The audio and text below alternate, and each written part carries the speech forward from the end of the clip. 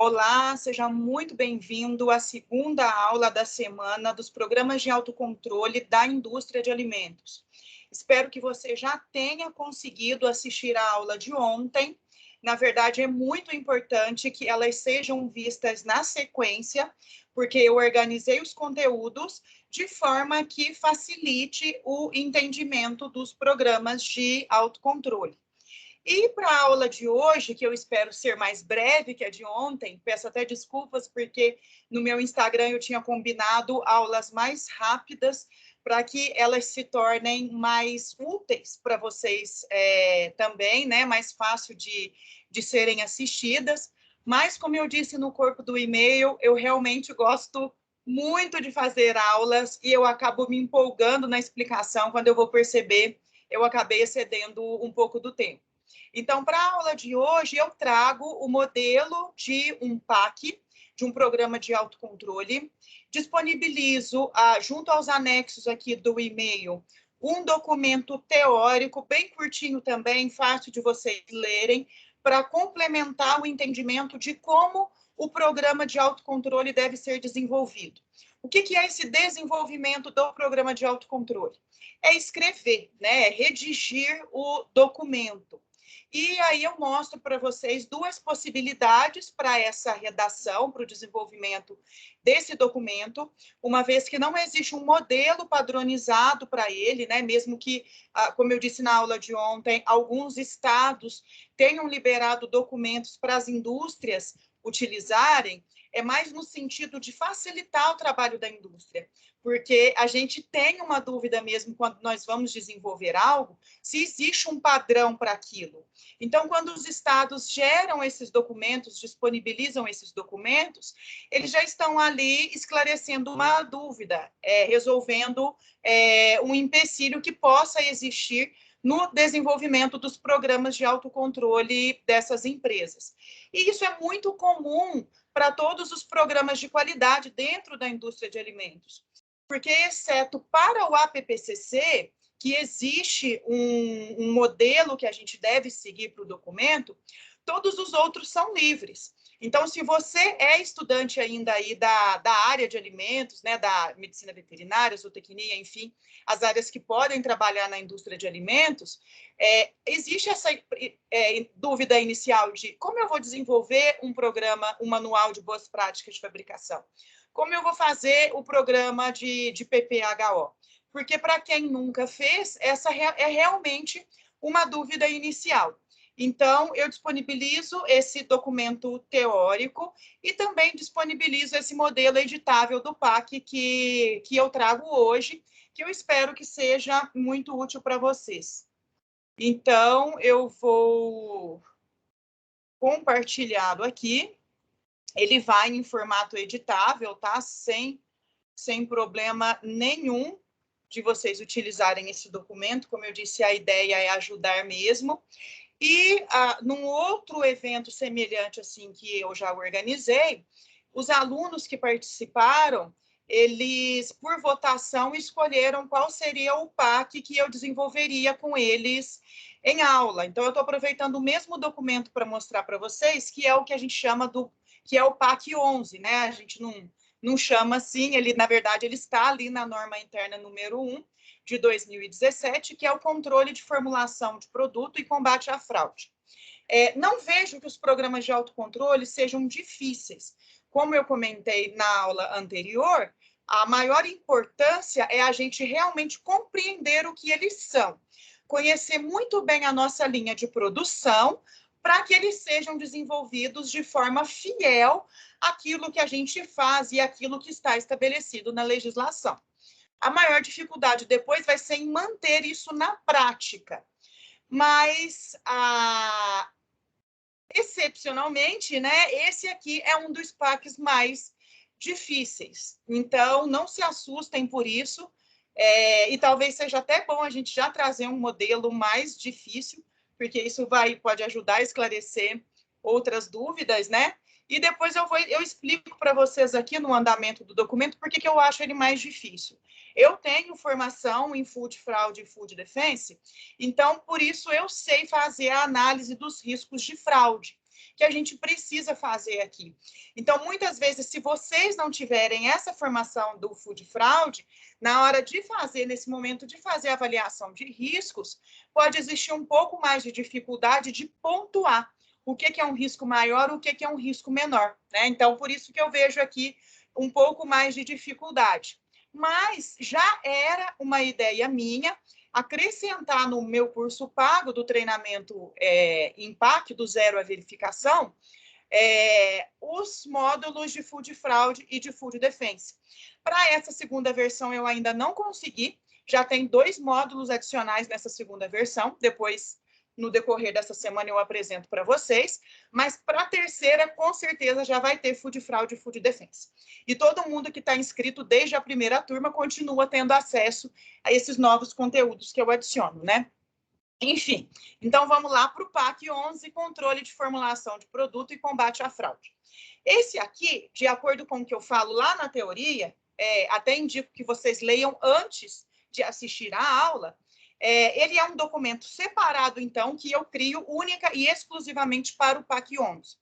A forma como isso vai ser armazenado na empresa pode ser em arquivos dentro de pastas, né, da pasta que trata do PAC, que está ali no computador, e aí tem um arquivo para cada um desses PACs, ou eles podem ser montados também, depois de prontos, eles podem ser colocados na sequência de um único documento, e aí cria-se um sumário para facilitar a busca pelos PACs de interesse, especialmente em momentos de auditoria, né, porque aí a gente que trabalha com isso diariamente tem maior facilidade para encontrar o que precisa, mas para o fiscal, que vai verificar documentos trimestralmente, pode existir um pouco mais de dificuldade. Então, independente se esse modelo é separado ou se ele é unificado, é interessante começar aqui com a data de elaboração e a previsão da revisão, né, da próxima revisão desse documento, porque não necessariamente todos os PACs vão ser revisados na mesma data, com o mesmo prazo. A gente estipula aí um prazo médio de 12 meses para ver se os processos da indústria continuam os mesmos, se as legislações não foram atualizadas, mas podem acontecer mudanças em prazos menores que esse. E acontecendo mudanças, o documento também tem que ser atualizado para registrar essa atualização da fábrica, né? Essa atualização de processamentos. Então, é interessante, sim, colocar a data de elaboração e revisão de cada um deles, porque se eu faço uma revisão do PAC 11, não necessariamente eu vou fazer uma revisão do PAC 1. E aí a gente mantém essa fidelidade aí de informações para cada um, né? O responsável, tanto pela redação como pela revisão desse documento, e também, claro, o responsável pela aprovação, porque quem faz o documento não pode ser o responsável pela aprovação. Aqui é interessante que seja alguém da alta direção. Por quê? Quando a gente chama na responsabilidade aqui alguém da alta direção, é porque ele está lendo o documento e ele está se comprometendo que as coisas que estão escritas aqui acontecem lá na fábrica. Se tiver alguma autuação posteriormente, ele não pode dar um de João sem braço, eu não sabia. Ele sabia sim, o nome dele está aqui, ele tem que ler o documento antes dele assinar, antes dele colocar o nome dele aqui. Se alguma coisa ainda estiver em fase de implantação, ele tem que se comprometer em dispor recursos para que essas alterações e essas manutenções aconteçam. Então, é muito importante que a aprovação aconteça por alguém que tenha um cargo aí superior, em um nível hierárquico superior a quem realizou a elaboração, tá? E aí vem alguns títulos, alguns subtítulos aqui, que vocês podem padronizar no documento de vocês, né? Que eles vão ser específicos. Na verdade, os subtítulos são gerais para todos os documentos, e aí a descrição deles que é específica para cada PAC, né? Então, os objetivos, as responsabilidades por desenvolvimento, implantação, verificação e manutenção do PAC, tudo isso é de forma geral. E aí, quando a gente pensa num objetivo do PAC 11, a gente descreve ele de forma específica para o PAC 11. Então, padronizar a formulação, ingredientes, parâmetros do processo, prevenir e evitar a alteração intencional da formulação do produto e orientar a conduta dos manipuladores de alimentos. Isso daqui não é uma regra, né? Isso daqui é um documento que eu criei justamente para tirar as dúvidas dessa estrutura aqui e para inspirar vocês. Dentro da realidade do programa que vocês criam, vocês com certeza terão objetivos muito mais específicos aplicados também à realidade da empresa em que trabalham, certo? Então, as responsabilidades, aqui os departamentos que são responsáveis pelos programas de autocontrole, então, que desenvolvem esses documentos, que confirmam in loco a veracidade do documento, as pessoas que vão ser responsáveis por implementar o programa, por monitorar, por verificar, que normalmente são colaboradores, parte do controle de qualidade, né? A responsabilidade aqui de todos os colaboradores da empresa em manterem essa padronização, essas referências que eles receberam através de treinamentos no dia a dia de produção da empresa, a alta direção de prover os recursos necessários ao bom desenvolvimento do plano, né? E, é claro, também ao Serviço de Inspeção Federal, de fiscalizar a correta implantação do programa. A menor frequência de verificação por parte da inspeção também não extingue as responsabilidades deles, né? E aí, nesse terceiro item aqui, já vem um subtítulo que é mais específico para esse PAC 11, que é a descrição do produto. Então, eu usei aqui, nesse caso, um hambúrguer de carne bovina. Se for uma empresa, por exemplo, que tem em seu portfólio uma linha maior de produtos, uma quantidade maior de produtos, o PAC 11 ele já vai ficando um pouco mais trabalhoso. Não vou dizer complexo, não, mas mais trabalhoso. Porque tem que ser feito um documento desse daqui para cada um dos produtos, né? Ou pelo menos um subitem desse, descrição do produto. Porque os objetivos, as responsabilidades, a forma de monitoramento e verificação vai ser a mesma. Então, a gente pode aproveitar essa estrutura do documento, mas quando a gente chega aqui na descrição do produto, cada um tem a sua específica também, né? Então, nós temos que ser detalhistas, temos que ter os registros de todos estes produtos. Então, eu descrevo aqui o que é o hambúrguer de carne bovina, a forma de comercialização. Isso daqui também é informação importante a ser repassada para distribuidores, né, para clientes da empresa. O público consumidor também é de extrema importância, porque se existirem públicos especiais, como crianças, idosos, gestantes, lactantes, ou pessoas que apresentem alguma restrição alimentar, os cuidados que a gente tem com fraude, né, com contaminação intencional do produto, são muito maiores. O uso pretendido também é importante. Se um produto é consumido cru ou consumido cozido, o risco que ele apresenta de causar malefícios à saúde do consumidor também é diferente, né? Um produto cru apresenta muito mais riscos e, consequentemente, os cuidados aqui com boas práticas de fabricação, PSO, higiene, enfim, PPHO, são muito maiores.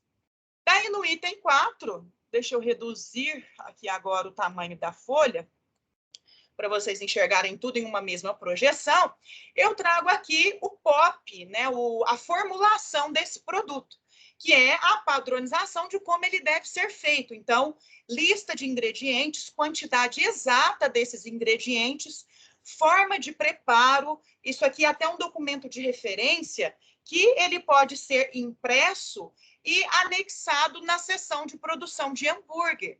Porque qualquer dúvida que os colaboradores desta seção apresentem durante a manipulação, eles podem chegar até ali e consultar esse documento facilmente, né? Coloquem em um lugar visível, eles consultam aí a forma como as etapas de processamento devem acontecer, os materiais que eles vão utilizar, as quantidades exatas que eles têm que pesar, justamente para evitar que erros de formulação aconteçam. Então, aqui está padronizada essa produção, os colaboradores vão ser treinados a partir disso e podem utilizar esse material como consulta também. Aí, no item 4.1, então, dentro dessa formulação, cuidados que devem ser adotados no preparo. Estes cuidados aqui, depois vocês podem ler no documento, eles estão relacionados aí às boas práticas de fabricação de alimentos, né? Então, aquilo que a empresa estabelece, eu coloquei aqui, por exemplo, que é uma realidade que eu trabalhei, o uso de luvas para o pessoal que embala o produto, porque é um produto que é comercializado cru, como eu disse anteriormente. Então, a gente pensar que uma contaminação do colaborador pode passar para o produto nesse momento de embalagem é visto até como um ponto crítico de controle.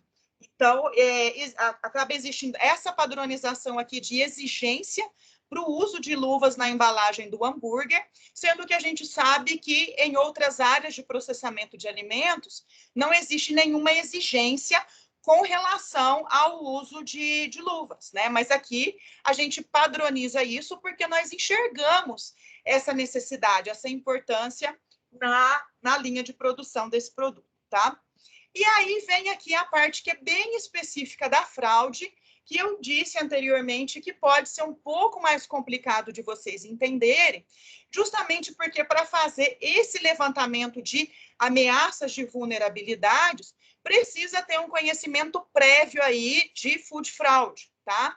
Então, por enquanto, como não é o objetivo dessa aula aqui, ele só veio dentro desse PAC 11, eu vou pedir que vocês aceitem isso. É claro que se tiverem qualquer dúvida, os meus contatos já foram disponibilizados aí, para que vocês tirem essas dúvidas comigo. Mas depois também eu quero realizar aí, sem dúvida, aulas gratuitas no sentido da gente aprender a aplicar food fraud e food defense na indústria de alimentos, porque é algo de extrema importância. Então, o que eu fiz aqui, e o que seria feito dentro da empresa a partir da reunião de uma equipe, porque um documento tão importante como esse, ele não pode, nem deve ser montado por uma única pessoa, porque a visão de uma única pessoa, ela é muito restrita, né? Então, quando a gente forma uma equipe, e especialmente uma equipe multidisciplinar, a gente tem a possibilidade de receber diferentes opiniões, diferentes visões de um mesmo processo, né? De uma mesma situação. Então, a partir da reunião de uma equipe, foi levantado que o recebimento de proteína texturizada de soja é uma ameaça à integridade do produto, né? Uma possível entrada de fraude dentro de um frigorífico, de uma fábrica de embutidos. Por quê? Porque os fabricantes de PTS podem misturar outros componentes da soja, como, por exemplo, a fibra, que estão em maior quantidade na soja e que vão baratear o produto, aumentam o volume do produto, né? E acabam barateando a produção para eles. Mas nós, como os produtores dos embutidos, nós queremos colocar PTS. E a gente tem, inclusive, um regulamento técnico de hambúrguer que estabelece as quantidades de proteína que esse produto pode e deve ter. Tanto de proteína animal, quanto de proteína vegetal adicionada. Então, mais do que cumprir fielmente a nossa formulação, nós temos que cumprir aqui também parâmetros estabelecidos pela legislação, né? Então, nessa reunião aí da equipe, percebemos que existe essa possibilidade de fraude, e aí começamos, então, a analisar a vulnerabilidade dessa ameaça aqui. Então, os fornecedores de PTS que nós temos aqui na empresa são nacionais, e as fábricas são a X e a Y. Então, elas são listadas aqui. Elementos usados para a fraude: a fibra da soja, justamente para aumentar volume e reduzir o preço. Descrição da fraude: a mistura dessa fibra à proteína. Então, percebam que aqui a gente analisou de onde pode vir essa fraude, de onde pode vir essa ameaça, no que ela consiste, e aí a gente vai, então, para as notas de facilidade em fraudar, que são essas 3 colunas aqui, né? Facilidade em fraudar, desculpa, a facilidade em detectar a fraude e o histórico desse tipo de fraude aqui no nosso país. E a essas avaliações são dadas notas 1, 2 e 3. Depois elas são multiplicadas a gente tem um resultado, então, né? E esse resultado, ele é comparado a uma tabela. Então, existe uma tabela ali que padroniza se a vulnerabilidade é baixa, média ou alta. E aí, se já é uma... Se essa possibilidade de fraude aí, ela se apresenta vulnerável, né? Classificada como uma vulnerabilidade média ou alta, a gente tem que tomar mais cuidado ainda para evitar que isso aconteça na empresa. Então, por isso que a gente precisa aqui dessa avaliação, para saber o quanto de cuidado esse tipo de fraude merece, tá? Então, por exemplo, a facilidade dessa fraude aqui, ela é alta, ela recebeu a nota máxima aqui de 3, porque realmente é bastante fácil misturar fibra com soja. A facilidade em detectar, eu já coloquei aqui também que ela é fácil, né? Então, na numeração ali de 1 para 3, é fácil, porque fazendo uma análise de proteínas e de fibras, que são análises rotineiras dos profissionais de alimentos, a gente consegue detectar. E coloquei um histórico de fraudes aqui mediano no país. Então, para chegar nesse valor, nós teríamos que fazer uma pesquisa, a equipe faz uma pesquisa na internet, né, para chegar nesse histórico. Então, deu um valor de uma vulnerabilidade média. Aí a gente já começa, então, com as ações de mitigação a essas fraudes, ou seja, o que é que nós vamos fazer para minimizar a ocorrência dessas fraudes?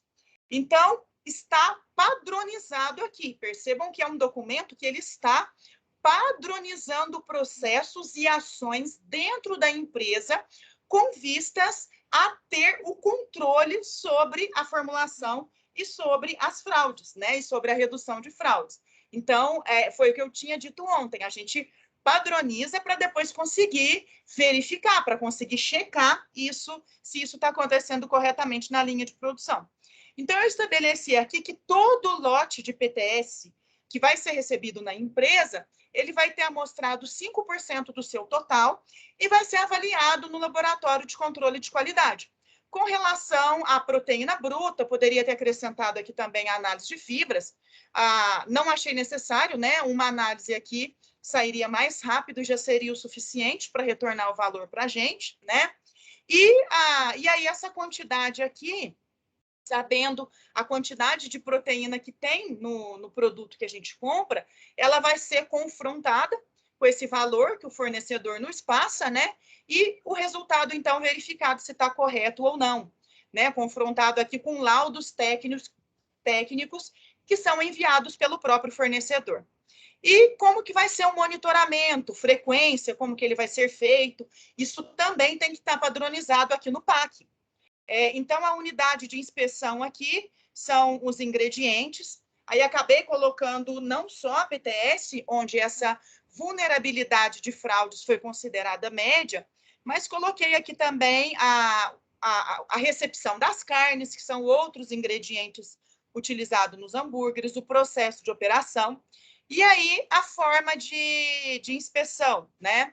A conferência de documento e pesagem, visual, quando é operação, então esse acompanhamento, ele é feito de forma visual, para ver se todas aquelas boas práticas que nós descrevemos estão sendo cumpridas, se a pesagem está sendo anotada e comparada com o POP de maneira precisa, a frequência com que esse monitoramento acontece, né? Então, a cada lote, como é um PAC de extrema importância, e a gente detectou essas vulnerabilidades aí, então, eu defino uma frequência de monitoramento que é alta, né? Então, todo lote de processado que sai da indústria, ele é monitorado com relação à fraude.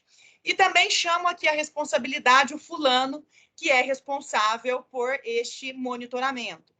Isso aqui é muito válido para empresas que têm uma baixa rotatividade de funcionários. Se a rotatividade da empresa for muito alta, às vezes não é muito interessante colocar o nome dele aqui nesse documento, não.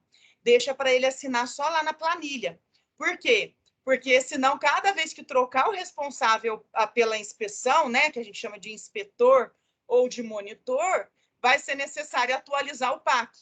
Então, vai ter trocentas mil revisões lá do PAC e vai ver o que é só a troca do nome do responsável pelo monitoramento, né?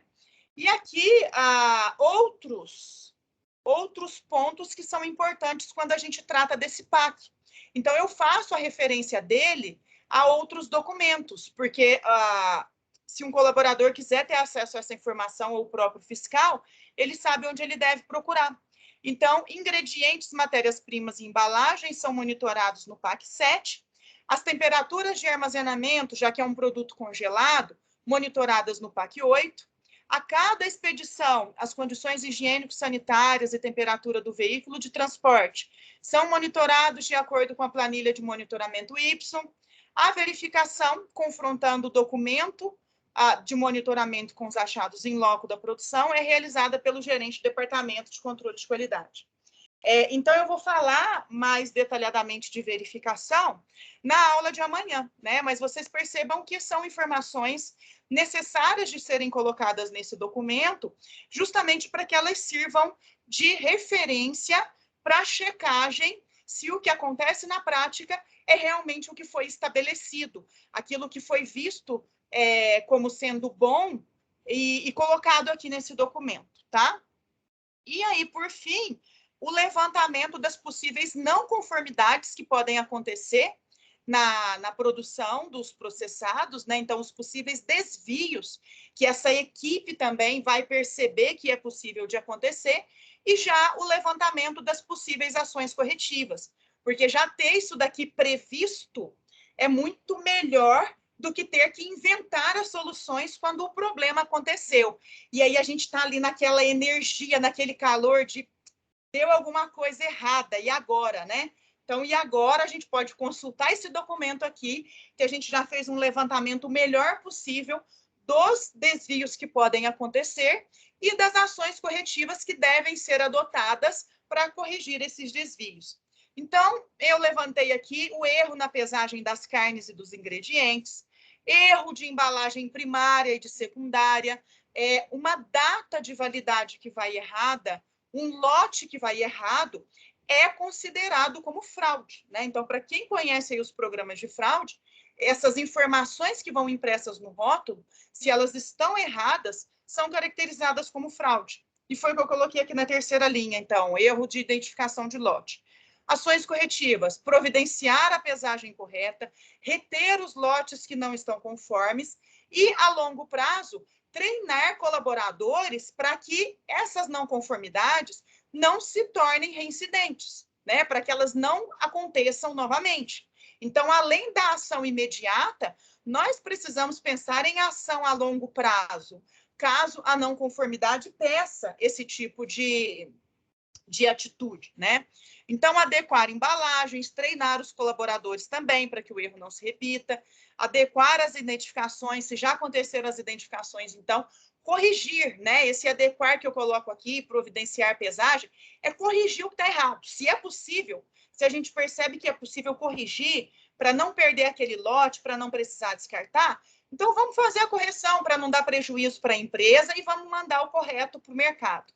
E aí a gente vai mais a fundo ali na pesquisa da não conformidade para saber qual é a raiz do problema e solucionar a raiz desse problema para evitar que o desvio se torne comum, né? Que ele se torne reincidente. E aí é muito bom também encerrar o documento com as referências bibliográficas, sejam elas legislações ou sejam elas artigos científicos, trabalhos técnicos, tudo que a gente usou aqui como referência respalda os valores que nós estamos padronizando na produção, né? Tudo que a gente conseguiu encontrar em um trabalho que tem validade está dando respaldo para o nosso PAC. Então, a gente acaba tendo mais confiabilidade, não só para executar, para ter aquela segurança ali na linha de produção, como também para mostrar isso para os fiscais. E aí, no anexo, não vou mostrar agora, mas como eu vou disponibilizar o documento para vocês, né, ele vai completo, no anexo é interessante a gente colocar também qual é a planilha que é utilizada no monitoramento desse PAC. Porque aí já fica aqui tudo junto, já pode ser consultado se esse PAC está sendo, se ele foi desenvolvido e está sendo executado da maneira correta. Mas aí na aula de amanhã eu vou trazer para vocês uma outra planilha aqui, um outro checklist de monitoramento para a gente avaliar. Então, acabo cedendo para vocês aí 2 exemplos de checklist. e aí a gente consegue dar mais atenção para eles, para esse documento e para essa etapa dentro do programa de autocontrole, certo? E, mais uma vez, acabei passando aqui mais 10 minutinhos do que eu pretendia, mas acredito que ficou uma aula aqui bem boa para tirar as dúvidas que, eventualmente, vocês tenham com relação à estrutura do programa de autocontrole. E amanhã, então, a gente fala sobre monitoramento e verificação. Eu espero você lá. Tchau!